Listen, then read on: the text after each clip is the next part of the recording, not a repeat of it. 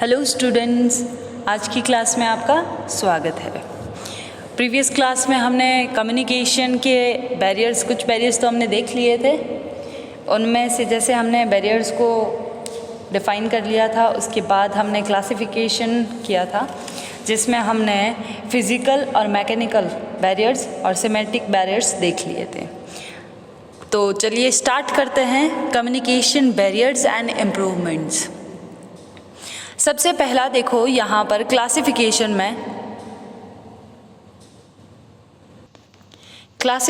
में सबसे पहला है physical and mechanical barriers. Second है सिमेट्रिक बैरियर्स यानी भाषा संबंधित अवरोध। थर्ड है हमारा ऑर्गेनाइजेशनल बैरियर्स यानी कि संगठनात्मक अवरोध। फिर फोर्थ है सोशियो साइकोलॉजिकल बैरियर्स यानी कि ज्ञानात्मक अवरोध। तो फिजिकल और सिमेट्रिक बैरियर्स ये दोनों हमने देख लिए थे। अब हम आगे देखते हैं कि आगे हमारे कौन से दो बाकी है, ऑर्गेनाइजेशनल और तो चलिए सबसे पहले हम स्टार्ट करते हैं ऑर्गेनाइजेशनल बैरियर्स यानी कि संचार के मार्ग में संगठनात्मक अवरोध वे अवरोध होते हैं जो दोषपूर्ण संगठन ढांचे के कारण दोषपूर्ण नियमों और नीतियों को लागू करने से तथा संगठन स्तर पर उपलब्ध संचार सुविधाओं में कमी के कारण उत्पन्न होते हैं। तो चलिए सबसे पहला देख लेते हैं। सबसे पहला है हमारा, ये देखिए, लॉन्ग स्केलर चेन यानी कि दीर्घ सोपान श्रृंखला। किसी भी संगठन में जितने अधिक प्रबंध के स्तर होंगे उतने ही जटिल संचार का मार्ग हो जाएगा। सोपान श्रृंखला का लंबा होना प्रभावी रूप से संचार मार्ग में एक बड़ा अवरोध है। सोपान श्रृंखला लंबी होने के कारण उच्च प्रबंधक और श्रमिकों के बीच की दूरी बढ़ जाती है। ऐसे में अधोमुखी संचार के समय प्रत्येक स्तर का अधिकारी संदेश में अपनी ओर से कुछ न कुछ परिवर्तन कर देता है। इससे एक ओर तो संदेश अपना मूल स्वरूप खोने लगता है तथा दूसरी ओर संचार प्रक्रिया में अनावश्यक विलंब या फिर लेट हो सकता है। फिर सेकंड है हमारा, सेकंड देखिए ये दे रखा है, सेकंड हमारा सिलेक्शन ऑफ रॉन्ग मीडियम। ठीक है, सिलेक्शन ऑफ रॉन्ग मीडियम का मतलब ये होता है कि गलत माध्यम का चुनाव करना। एक गलत माध्यम का चुनाव संचार में बहुत ही बड़ा बैरियर क्रिएट कर सकता है, जबकि एक जितना बेटर अगर चैनल आप चूज़ करते हो आपका कम्युनिकेशन उतना ही इफ़ेक्टिव होगा। एक एग्जांपल लेते हैं, जैसे मार्केटिंग डिपार्टमेंट ने अगर जो डिमांड एनालिसिस की जो रिपोर्ट भेजनी है तो इसके लिए टेलीफोन या फिर ओरल कम्युनिकेशन सूटेबल नहीं होगा, क्योंकि आपको रिपोर्ट मांगी है यानी कि वहाँ पर आपको रिटन कम्युनिकेशन करना है, जिससे आपको एक प्रेजेंटेशन बनानी है, टेबल चार्ट इस तरह से आप बनाकर अपने भेज सकते हो। तो आपको वो सेलेक्ट करना, अगर आपका जो मीडियम है वो गलत सेलेक्ट हो जाता है जिससे आपके कम्युनिकेशन में बैरियर क्रिएट हो सकता है। फिर थर्ड है हमारा पॉलिसीज़ एंड रूल्स। थर्ड हमारा दे रखा है, ये देखिए, पॉलिसीज़ एंड रूल्स। इसका मतलब ये होता है कि कठोर अनुशासन, नीतियाँ और नियमों में बांधकर संचार में बैरियर क्रिएट हो ही जाता है। यदि लिखित संदेश की नीति लागू है तो इसमें कुछ ऐसे संदेश जिन्हें तुरंत ही फीडबैक की ज़रूरत होती है तो उसमें बहुत ज़्यादा टाइम ख़राब हो जाता है और टाइम का हमारी सेविंग नहीं हो पाती है, जिससे ये हमारे लिए एक बैरियर क्रिएट हो सकता है। फिर है हमारी दे रखी है lack of communication and material, कि यदि संचार में संचार उपकरण जैसे टेलीफोन, कंप्यूटर आदि नहीं हैं तो संचार सामग्री जैसे स्टेशनरी आदि की कमी है, तो इफ़ेक्टिव संचार के मार्ग में ये सबसे बड़ी बाधा है। आज की प्रगतिशील समय में सूचना तकनीकी, इंफॉर्मेशन टेक्नोलॉजी का महत्व दिनों दिन बढ़ता जा रहा है। ऐसी दशा में यदि आप यदि आप अपनी मटीरियल में अगर आप टाइमली कुछ भी अवेलेबल नहीं करवा सकते हो तो जिससे आपका इफ़ेक्टिव कम्युनिकेशन जो है उसमें बैरियर क्रिएट हो सकता है। फिर हमारा दे रखा है पुअर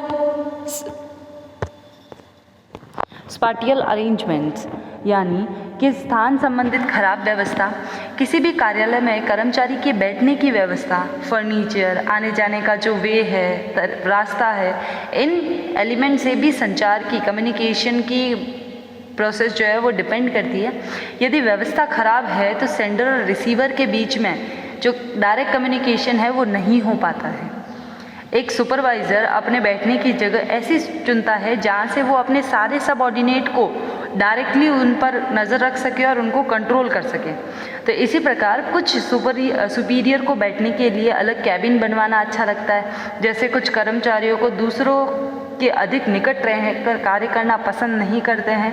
इस तरह से आपके स्थान, आपका जो भी अरेंजमेंट्स है वो भी अगर सही नहीं है तो वो आपके लिए एक बैरियर क्रिएट हो सकता है।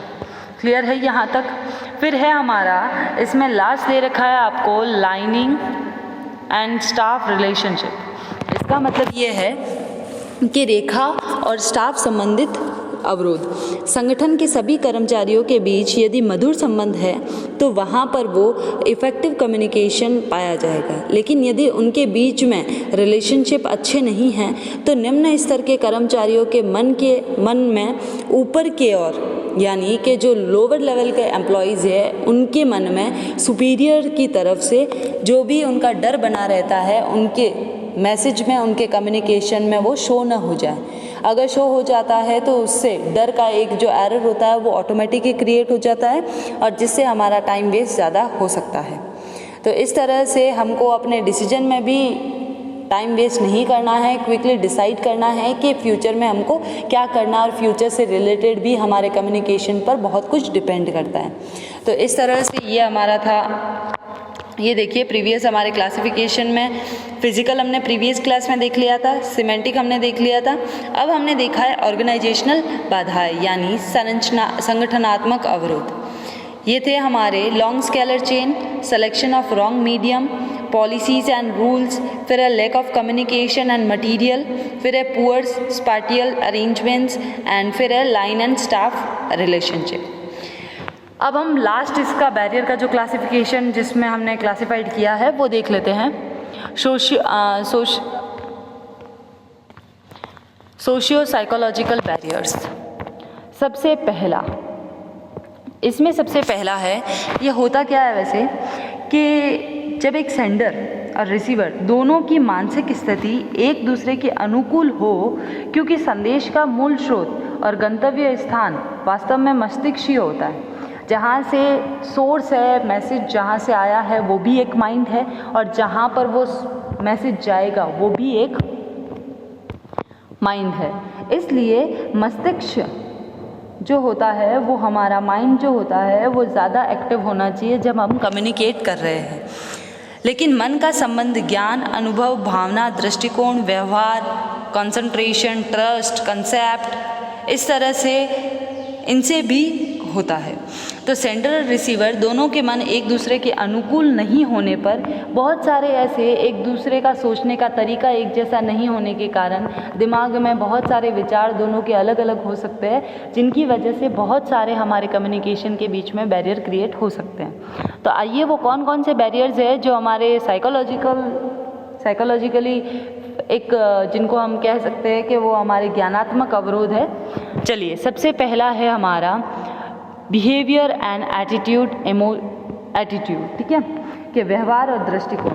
प्रभावी संचार के मार्ग में व्यवहार और दृष्टिकोण बड़ी बाधा है। प्रत्येक व्यक्ति का व्यवहार यानी बिहेवियर और एटीट्यूड दोनों का अलग अलग होता है।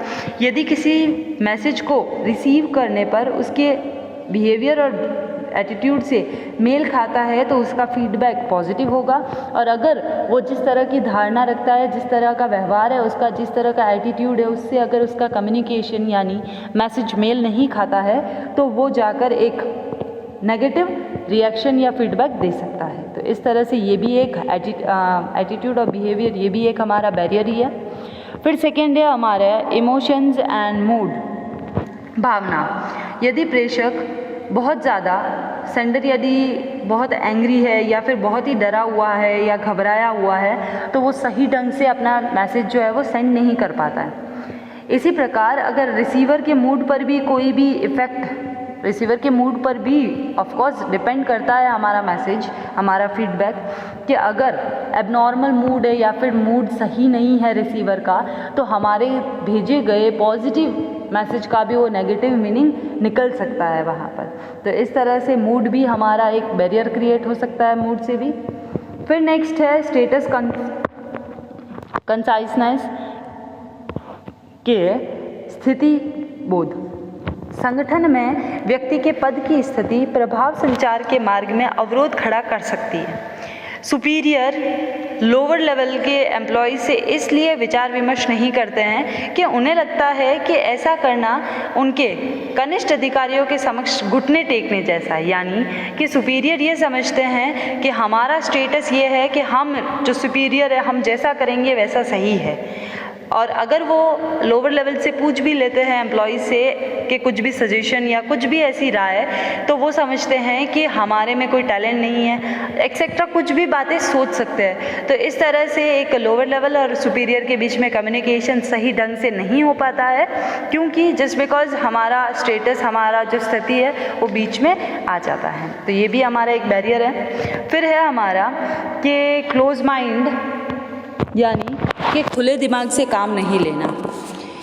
एक ऐसा व्यक्ति जो पूर्वाग्रहों से पीड़ित है तथा खुले दिमाग से काम नहीं लेता है, उसके साथ प्रभावी संचार करना बहुत ही डिफ़िकल्ट है। ऐसा व्यक्ति अगर मानने के लिए तैयार नहीं होता है कि दूसरा कोई बेटर कोई आइडिया या प्रेजेंट कर सकता है, तो उसके सामने जो भी आइडियाज़, चाहे वो बेटर या बेस्ट या कैसा भी आइडिया हो, अगर हम रखेंगे तो वो हमेशा उसको नेगेटिव तौर पर ही लेगा और हमेशा उस डिसीजन को गलत ही मानेगा। क्लियर है? तो ये हमारा था क्लोज माइंड, यानी खुले दिमाग से काम नहीं लेता है वो। फिर है हमारा नेक्स्ट इनअटेंशन। इनअटेंशन का सीधा सा मतलब है कि ध्यान की कमी। मानव का स्वभाव कोई नया विचार सामने आते ही उस पर ध्यान नहीं देता है, क्योंकि पहले से ही उसके मस्तिष्क में जो आदतें, जो व्यू, जो रिव्यू, जो दृष्टिकोण, जो फीलिंग्स बनी हुई हैं, वो किसी नए विचार को मस्तिष्क में जगह बनाने से रोकती है। कि जैसे एग्जाम्पल कि अगर आपकी कंपनी में या फिर अगर आपके कोई भी स्टूडेंट को कुछ नई चीज़ सीखने को दे दी जाए, तो अगर एक बार में वो नहीं हो रही है तो वो स्टूडेंट उस नई चीज़ को या फिर नए आइडिया को एक्सेप्ट करने में टाइम लेगा, जिससे टाइम भी वेस्ट होगा। और कभी कभी तो ऐसा होता है कि वो जो आइडिया है उसको वो रिसीवर कभी एक्सेप्ट ही नहीं कर पाता है। क्लियर है? ये भी एक तरह तक का बैरियर हो सकता है। फिर है हमारा पुअर रिटेंशन, यानी अल्प अवधारणा। वैज्ञानिकों के तथ्यों से स्पष्ट होता है कि जो ह्यूमन माइंड है वो याद रखने की क्षमता उसकी लिमिटेड है। इसके अतिरिक्त ये भी सबको पता है कि सभी व्यक्तियों में अलग अलग पर्सनैलिटी के हिसाब से अलग अलग डिफरेंट आइडियाज़ और डिफरेंट क्वालिटीज़ होती है। कुछ व्यक्ति 70 to 80%, एक रिसर्च सर्वे में बताया गया है कि कुछ व्यक्ति 70 to 80% अपना माइंड की कैपेसिटी यानी याद रखने की क्षमता है उनमें।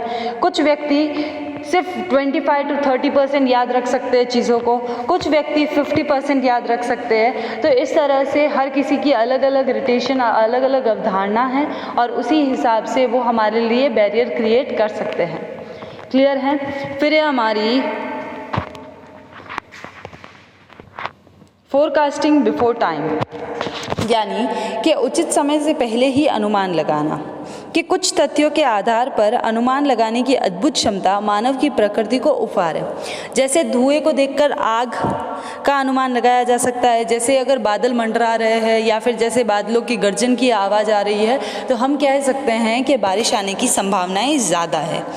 तो इस तरह से हम अनुमान लगा सकते हैं, पर कभी कभी ये अनुमान सिद्ध हो सकते हैं, पूरी तरह से सत्य सिद्ध हो सकते हैं, पर कभी कभी ये अनुमान हमारे गलत भी साबित हो सकते हैं। तो अगर हम इन अनुमान के बेस पर हम ये कहते हैं, जैसे कि एग्जांपल, बादल बहुत सारे छाए हुए हैं, तो हम ये कह सकते हैं क्या कि आज डेफिनेटली बारिश आएगी ही आएगी? नहीं, हम इनके बेस पर कोई भी कम्युनिकेशन नहीं कर सकते। जैसे वेदर डिपार्टमेंट जो भी वेदर फोरकास्ट करता है, वो भी ये कहता है कि अप्रॉक्सीमेटली, अनुमानित, ठीक है। इसका मतलब ये नहीं है कि ये 100% एक्यूरेट है। क्लियर है यहाँ पर? तो ये भी हमारा एक बैरियर हो सकता है। चलिए नेक्स्ट देखते हैं। नेक्स्ट है हमारा डिस्ट्रस्ट यानी अविश्वास, जब व्यवसाय में अधिकारी अपने अधीनस्थ पर अविश्वास करते हैं यानी ट्रस्ट नहीं करते अथवा उनकी जो कैपेसिटी है उन पर डाउट करते हैं, तो वे अपने अधीनस्थों के साथ पूर्ण रूप से विचार विमर्श नहीं कर पाते।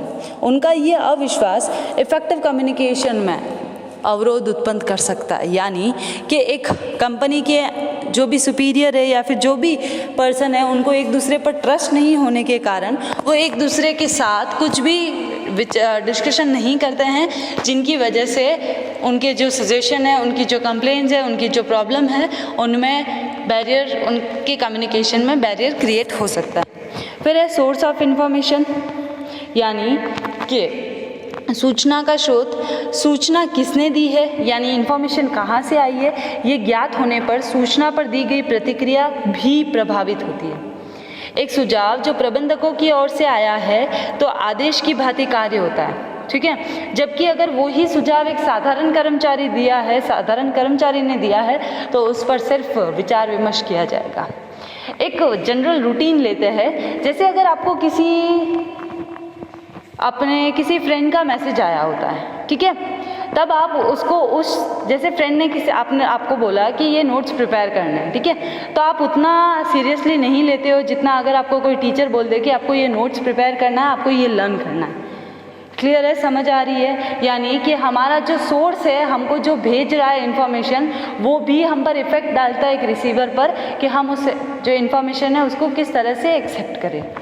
फिर है हमारा सेल्फिशनेस यानी स्वार्थी, जब कोई आदेश या सुझाव कर्मचारियों के हितों के प्रतिकूल होता है, यानी कि अगर कोई ऐसा ऑर्डर या ऐसा कोई सजेशन जो एम्प्लॉयज़ के लिए फेवरेबल नहीं है, तो वो एम्प्लॉयज़ उसको आधे अधूरे मन से स्वीकार करते हैं या फिर एक्सेप्ट ही नहीं कर पाते हैं कुछ कंडीशन में। तो ये कर्मचारियों में परिवर्तन का प्रतिरोध करने की आदत प्रभावी संचार के मार्ग से एक अवरोध का कार्य करती है।